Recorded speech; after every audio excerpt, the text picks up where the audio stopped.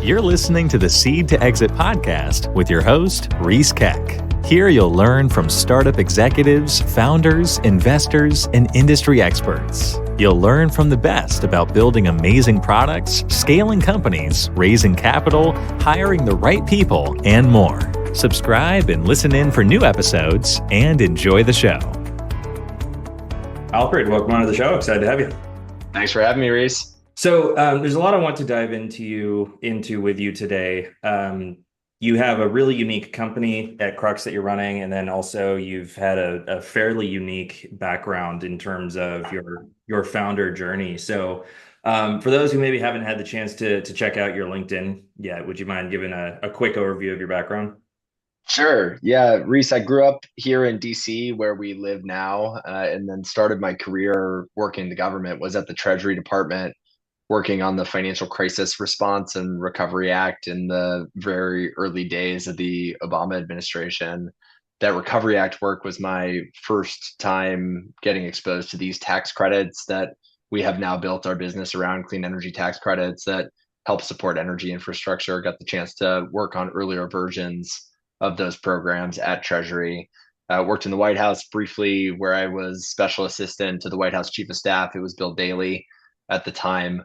And then went back to business school. After that, went to BlackRock. They had a structured finance advisory practice working with banks and official institutions, meaning government. So we worked with the Central Bank of Greece on their banking crisis, on other foreign central banks, on US banking issues in the wake of Dodd-Frank, and then got into tech. Really had enjoyed building smaller teams earlier in my career, wanted to do that in that space. Went to a fintech company originally before starting my last business, Mobilize, which we then sold 4 years later. It was an event management business in mission-driven category. Sold it to a portfolio company of Insight Partners, and I went back to Treasury, started on the first minute of the first day of the Janet Yellen Treasury as the Secretary's Deputy Chief of Staff, was working on the COVID response initially. So how do we get $1 trillion out the door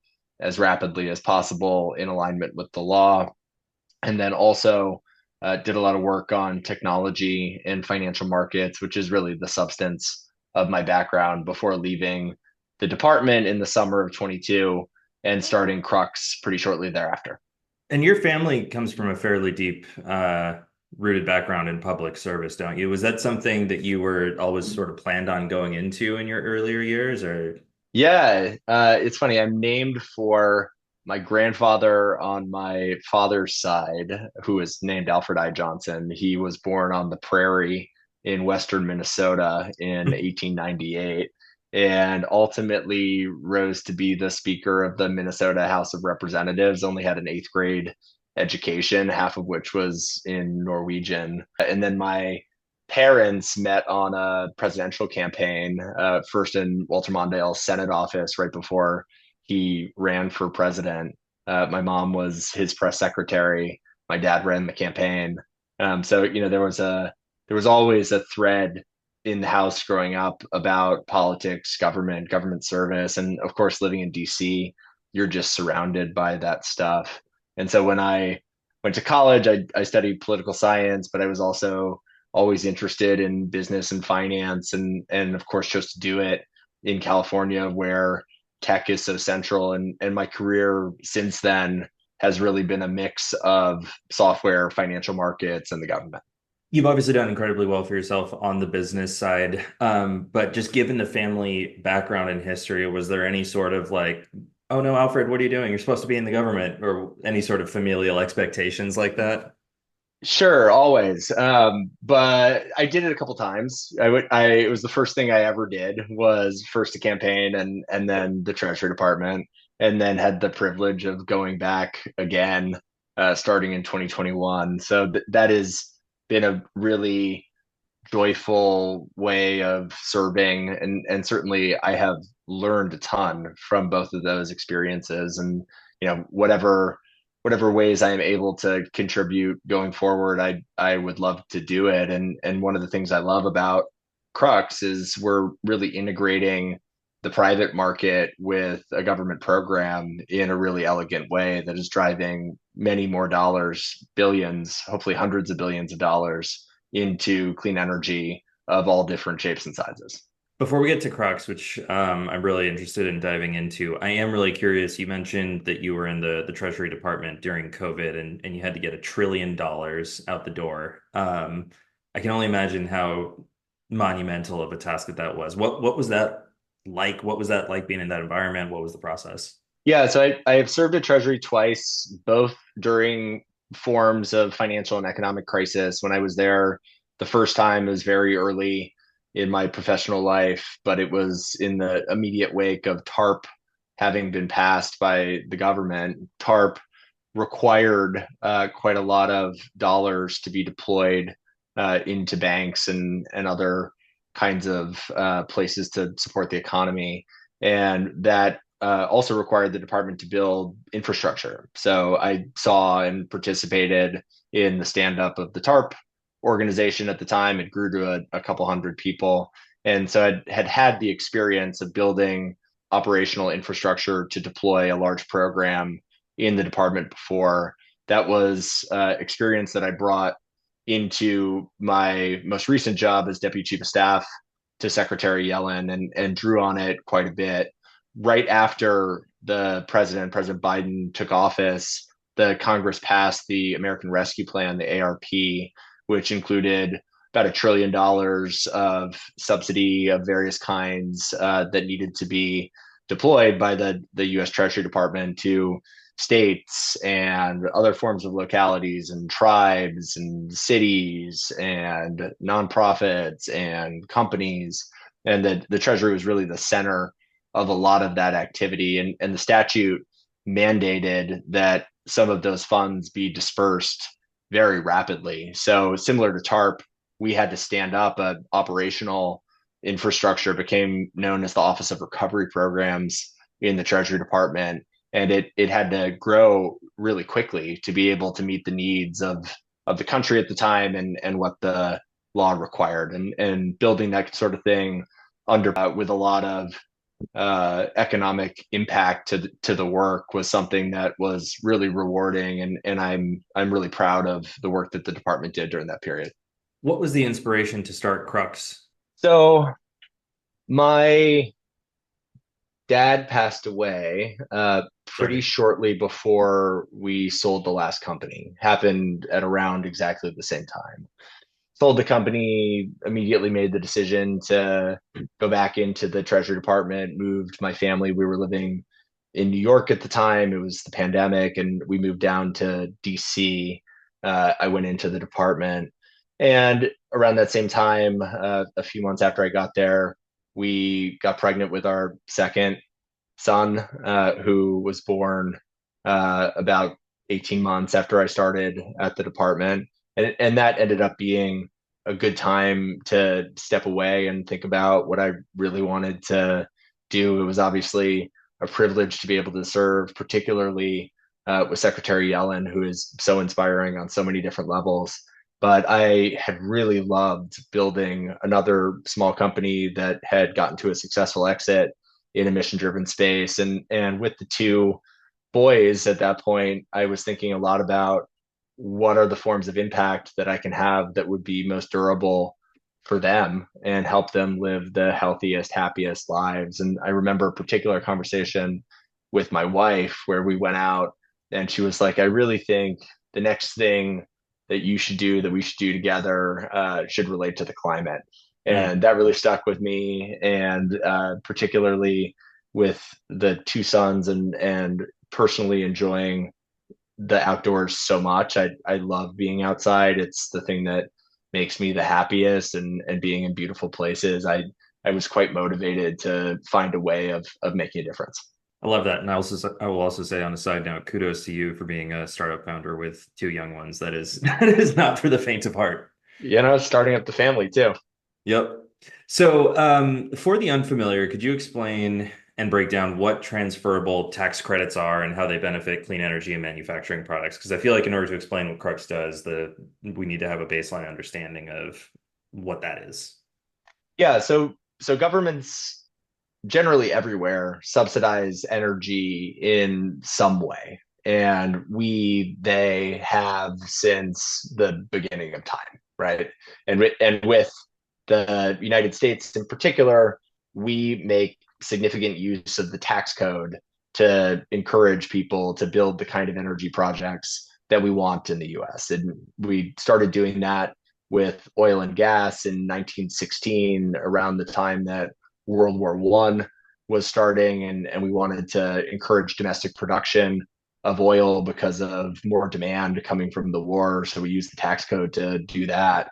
We have used the tax code in the form of tax credits for renewable energy for decades. And as long as we have been using tax credits, there's a fundamental dynamic that needs to be dealt with, which is that credits are very useful and directly applicable if you are a company that pays more tax than the credit that you have received. If you are not in that situation, which most project development companies, particularly in renewables, are not, they pay less tax than the credits that they receive. They need to find somebody that can be their partner to monetize the credits. And because it wasn't previously legal to directly sell them, project developers used to be required to have an external investor invest in the asset, invest in the solar project, invest in the wind facility, in order for that investor to receive the tax benefits associated with that facility. That market is called the traditional tax equity market. It's existed for decades. What Congress did with the IRA is pass the largest climate law that has ever been passed by any government ever, about 2/3 of which is tax credits. With the increase in the volume of tax credits that were in the law, Congress needed to also deal with the monetization of those credits, and looked at the existing tax equity market and did not believe that it would have the capacity to be able to support the level of investment that was foreseen. And to solve that problem, they created transferability, which allows the developers, the manufacturers that benefit from the credits to be able to sell them directly to a third party investor that pays tax, that can take the credits and apply on their taxes. And so in the process of doing that, Congress created a multi-$100 billion asset class in transferable credits, and that market has taken off at a much faster rate than anybody anticipated. And so Crux then is the platform where, if you're saying I need to, and I'm probably going to butcher this, but if I have this tax credit that I would like to transfer, I can go on and find someone who is willing to purchase it from me. Is that more or less the model? That's exactly right. So you are a developer of solar, wind, battery storage, bioenergy. You're a manufacturer of solar panels here in the United States. Whatever you are categorically, you can list the credits on Crux. The credits are seen anonymously by buyers that are in our system, as well as buyer advisors that are looking for credits and finding liquidity via Crux. You'll receive bids in most cases within the first week of listing your credit. Often you're receiving multiple bids. With multiple bids, you're able to accept, reject, counter directly within the system. You're able to ask questions of the buyer. And then as you proceed through the deal stages, you sign an NDA. You're prompted to join a data room. The data room is built specifically for these purposes. You can use standard Crux transaction documents, and we're really supporting the process from the bid all the way to the close through software, which otherwise would take hundreds of emails and spreadsheets and documents and all of those sorts of things across dozens of counterparties. And so in that sense, we're really trying to make this market much more standardized, much more efficient, in order to be able to accommodate hundreds of billions of dollars of annual supply. And then from a monetization perspective, I'd imagine you take a percentage of each transaction that successfully goes through on the platform. That's right. The developer can list on Crux without paying us a fee. And then if we're successful, we monetize based on the transaction. We're increasingly finding, because the software is getting more and more powerful, that there will be other opportunities for us to monetize the software directly. But currently the way that we do it is via the transaction. How did you grow about growing user growth on the platform from, call it 0 to 1? There was huge market need. So this market formed basically overnight. The Treasury had to put out some guidance, and buyers and sellers needed to find a way to connect with each other. And so pretty organically from the start, we saw inbound interest from all sides of the market. We also have been quite intentional to partner with other forms of intermediaries, so buyer advisors who could be tax advisors or other renewable energy or ESG consulting kind of firms or specialty syndicators in the space. Those kinds of intermediaries can also use Crux as a mechanism of sourcing supply or demand.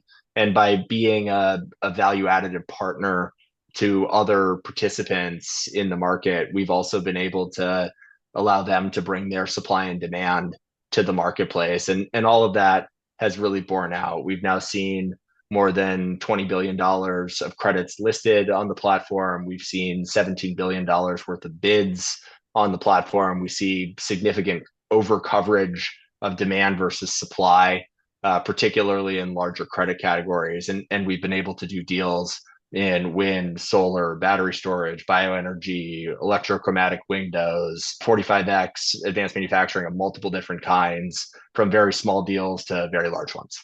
That's incredible.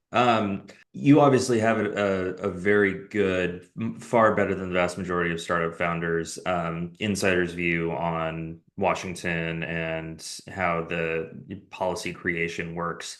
How have you navigated the potential changes in government policy when it comes to your strategy for Crux? So you always, when you're building in a space that is so directly related to policy, it's important to understand the underlying dynamics of the law. And in this case, the IRA responds to a very real problem, which is that people were increasingly aware of the need to transition our energy infrastructure. That awareness was acute in the summer of 2022, is right after Putin had launched the war with Ukraine and energy prices were higher. And it was coinciding with a lot more interest by citizens in climate change. And that was the context for the IRA. It was put in place for 10 years or until we get to 25% of 2022 greenhouse gas emissions levels. So this is current law for a very long time. Often when tax policy changes, it changes because Congress allows it to lapse or expire, but these credits are in place until we're well into the 2030s. And then I've obviously, like everybody in the industry, been closely watching what people in Congress have been saying about the law, what the different parties and presidential candidates have been saying about it. And in Congress, you've seen a broad acceptance that the law is generating real value across America. There were 18 members of the House Republican caucus who wrote a letter recently to Speaker Johnson saying that the credits were very valuable within their communities, and the money is flowing quite broadly into rural areas and red states. And so that is reflected in that position. Also, you saw Speaker Johnson respond very directly to the question of the IRA. He said that if it were to be changed, that Republicans would use a scalpel as opposed to a sledgehammer. And then former President Trump has been quite intentional about the use of and the advocacy for things like growing domestic manufacturing, being a large energy producer here in the United States, has spoken with particular reference to nuclear as an example of a clean energy technology that they're quite supportive of. And so even though there is some rhetoric that comes out, particularly from the Republican side, about taking the IRA away, I think the likelihood of that is diminishingly likely as time goes on. Has Kamala spoken much on the clean energy component? Yes. So President Biden was the president who signed the Inflation Reduction Act. Kamala Harris, obviously his vice president over that period, has been a huge proponent of the law. It's interesting, actually, recently in her latest economic proposals, she introduced a notion of another $100 billion of tax credits for advanced industries of various kinds related to AI, biotech, things like that. And I think what that reflects is not only are the Democrats quite convinced that this has been a successful law that is driving capital where it needs to go for clean energy, I think we have also observed that the market has been successful and that the mechanism of transferable tax credits may work in other categories beyond clean energy. So do we feel fairly comfortable then, since it sounds like both sides are proponents, that that the future of clean tech, at least as it relates to legislation, is going to be in good hands regardless of who wins the election, political views aside? So I would say Democrats are unqualified proponents and have been quite pleased with the progress of the IRA. I would say that Republicans increasingly are observing the benefits that the law provides and how widely distributed they are, both geographically and in technology. And the IRA is quite broad in the way that it is constructed. There are 12 different kinds of technologies that benefit from the IRA in this particular section of transferable credits. And those are technologies like wind, solar, and battery storage that are well understood in the clean energy space. There are also categories like carbon capture and storage, nuclear, bioenergy, lots of different categories that have different levels of support across the country. So different states have different energy infrastructure. And that means that the elected representatives of those states tend to be advocates of different things. So Republicans, I think, are increasingly aware that taking the law away, particularly as demand growth starts to increase, would not be a good idea for American domestic manufacturing and energy security. Interesting. What do you think the next few years looks like, both in terms of what the overall market looks like and then how Crux fits into that?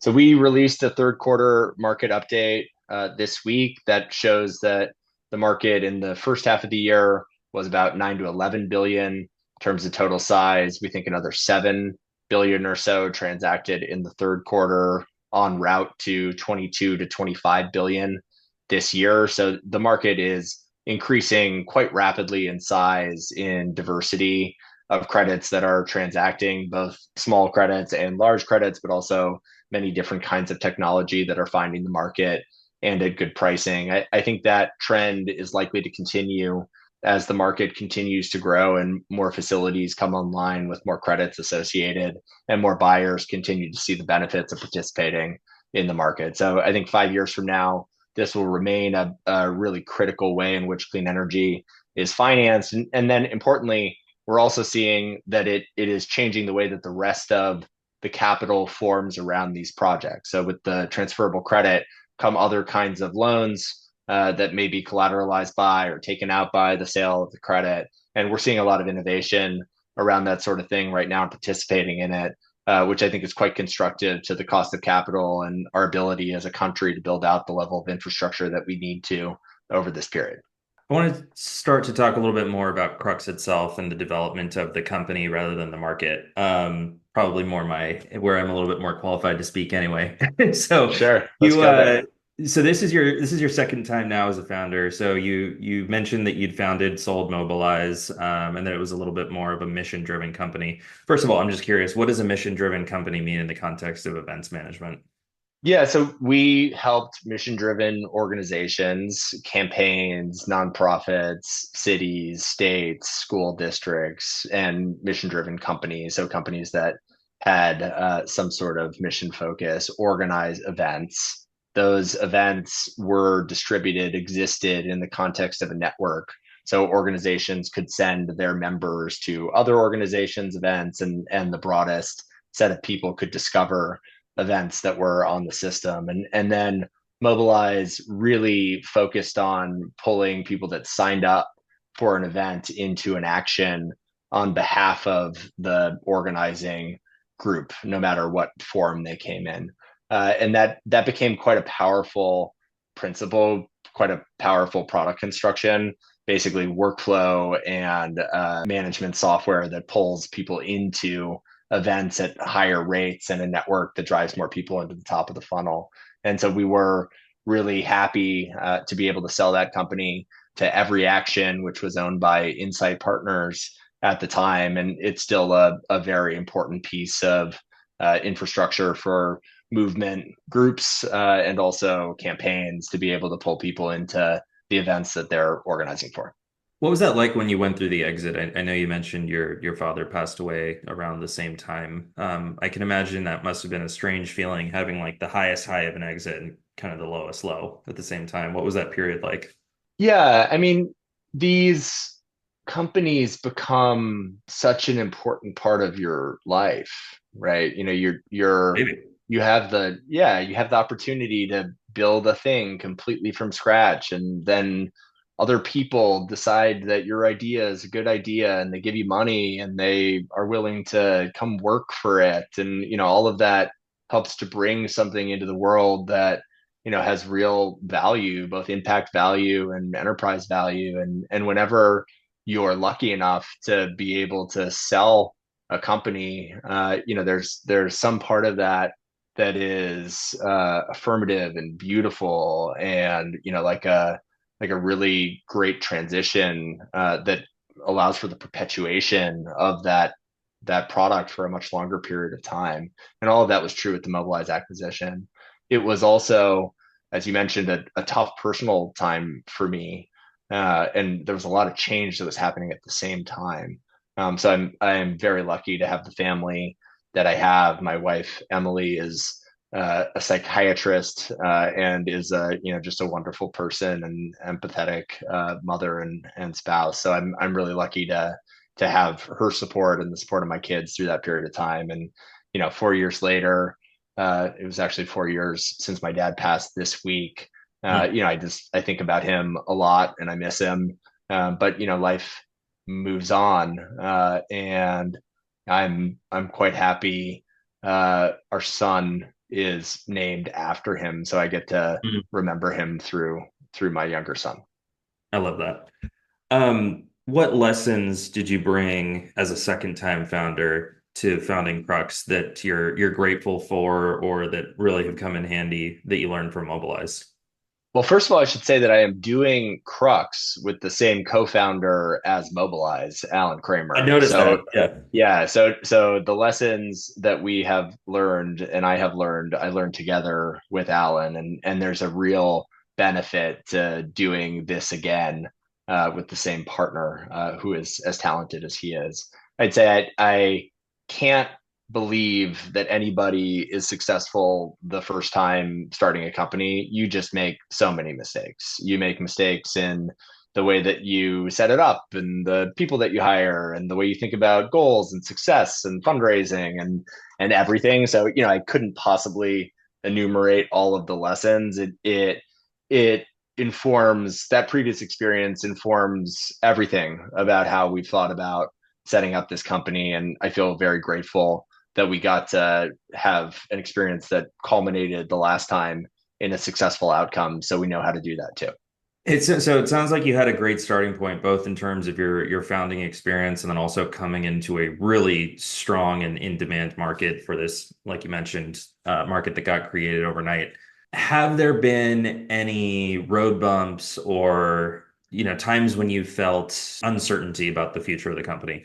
Always, right? If any startup founder tells you that there haven't been bumps in the road, then they haven't been driving. So, it's just part of the ride. And, there are so many ways in which our thinking has evolved in the market. There's so many ways our positioning and the product that we offer has changed. And, I think for better or worse, I'm sort of a glass half full kind of person. And, I mostly think about the bumps in the road as data that we're able to implement and figure out how to find the actual market. And so, I could point to a bunch of examples on the way that we position the product very early on, the way that we thought about the role of intermediaries and what the software would need to do for them. But everything that has happened along the way we've learned from, and I think the company is much better for it. Yeah, I think so. I think so too. I mean, there's no such thing as losses. There's wins and learning lessons, right? Yeah. So in 5 years, if we were to fast forward a bit, what do you think, and I know we mentioned what we think the market will look like, but what do you think Crux looks like over the course of the next couple of years? We are very rapidly building what I think is going to be a diversified clean energy finance platform. It is first, we are first building the market in transferable tax credits, need that market to be vibrant and efficient and liquid.